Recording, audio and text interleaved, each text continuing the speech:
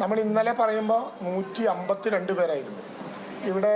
ഇന്നലെ നമ്മുടെ ഏതോ ഒരു ചർച്ചയിലുണ്ടായതായി ഞങ്ങളോട് പറഞ്ഞു, എവിടെയാണെന്ന് എനിക്ക് ഓർമ്മയില്ല, ചർച്ചയിലുണ്ടായതായി പറഞ്ഞു.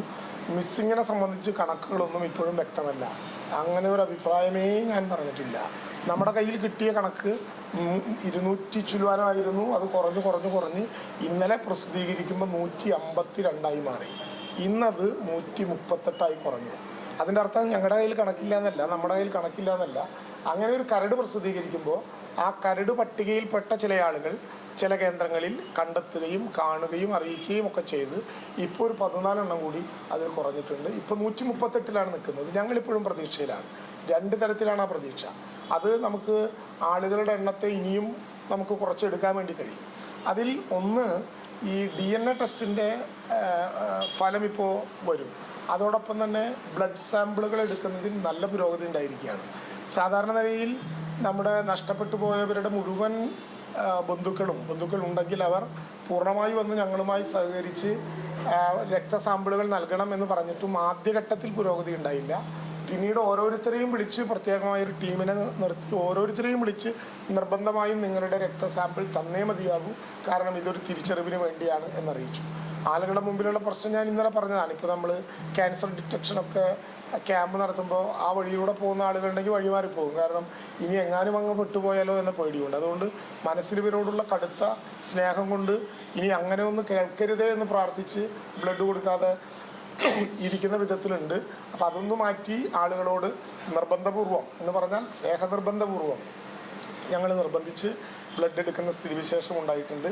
അതുകൂടി മാച്ച് ചെയ്ത് നോക്കിയാൽ കുറച്ചുകൂടി എണ്ണത്തിലെ കുറവുണ്ടാകും എന്ന് തന്നെയാണ് ഞങ്ങൾ ഉറച്ചു കരുതുന്നത്.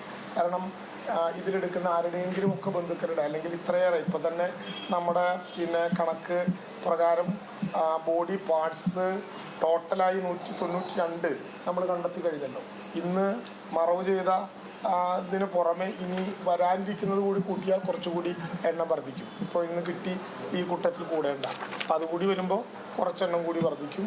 അപ്പോൾ ആ ഇനത്തിലും നമുക്ക് ഒരു ചെറിയ കുറവുണ്ടാകും എണ്ണങ്ങളുടെ കാര്യത്തിൽ. പരമാവധി ഇപ്പോൾ കാര്യങ്ങൾ കൃത്യതയോടുകൂടി നമ്മുടെ കണക്കുകൾക്കനുസരിച്ച് മുന്നോട്ട് പോവുകയാണ്. പ്രയാസങ്ങളും അവ്യക്തതകളും ഒന്നുമില്ല.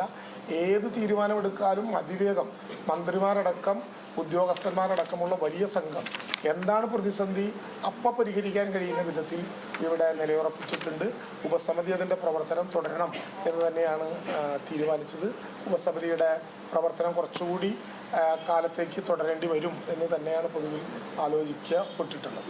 പ്രധാനപ്പെട്ട കാര്യം, ഇതൊക്കെ ചെയ്യാൻ കേരളത്തിന്റെ കയ്യിൽ സാമ്പത്തികമായ പ്രയാസവും മറ്റൊന്ന് ഇപ്പം PMO CMOനെ അറിയിച്ചു കഴിഞ്ഞു. പ്രധാനമന്ത്രി ശനിയാഴ്ച വരുന്നു എന്നുള്ളത് ഇപ്പോഴും ദേശീയ ദുരിതമായി പ്രഖ്യാപിച്ചു. ഇതിനെങ്ങനെയാണ് മന്ത്രിസഭാ ഉപസമിതി കാണുന്നത്? പ്രധാനമന്ത്രി ശനിയാഴ്ച വരുന്നു അല്ല, എല്ലാവരും വരണം, പരമാവധി സഹായങ്ങൾ ലഭ്യമാകണം എന്ന് തന്നെയാണ് ഞങ്ങൾ ആഗ്രഹിക്കുന്നത്.